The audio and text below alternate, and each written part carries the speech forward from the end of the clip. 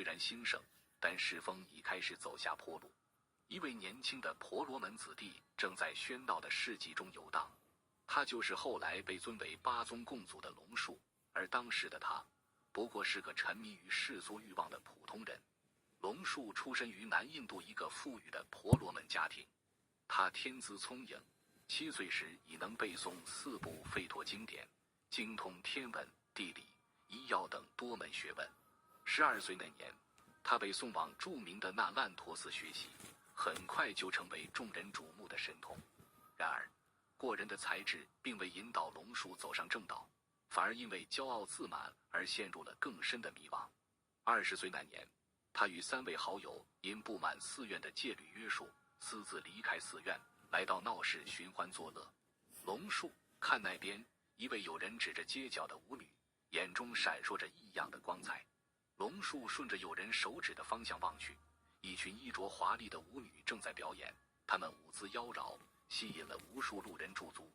龙树的目光被不由自主地吸引，内心顿时燃起一团欲火。从此，他们4人开始了长达3个月的放荡生活。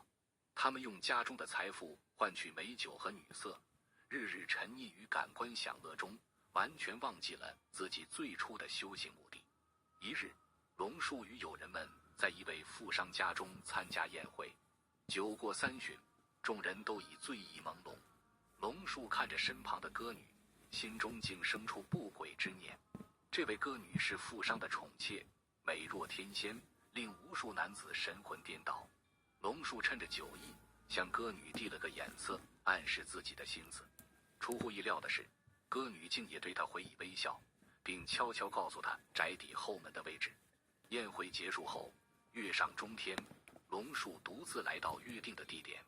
歌女果然等在那里，带着他穿过黑暗的回廊，来到一间优雅的小屋。公子稍等，待我沐浴后便来陪伴。歌女柔声说道，随即进入内室。龙树坐在软榻上，心跳加速，既期待又紧张。时间1分1秒过去，歌女却迟迟未出。他等得不耐烦，轻手轻脚走到内室门前，透过门缝向内窥视。这一看如同晴天霹雳，全身瞬间冰冷。只见歌女脱去华服后，竟是一副病痛缠身的躯体，皮肤上布满了脓疮和溃疡，一股恶臭扑面而来。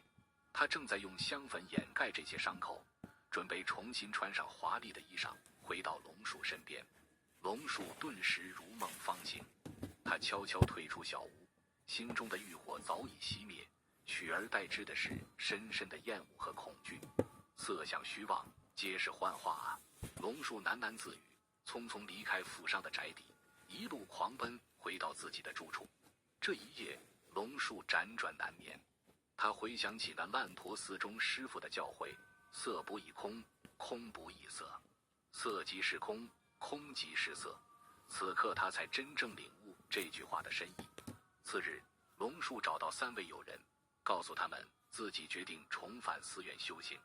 友人们不理解他的突然转变，嘲笑他胆小怕事。你们不明白，我昨晚看到的不仅是一个女子的真实面目，更是我自己内心的丑陋。龙树严肃地说，我们追逐的美色不过是假象罢了。龙树独自回到那烂陀寺，向师父忏悔过错，请求重新接纳。师父见他真心悔改，便给了他一次机会，但条件是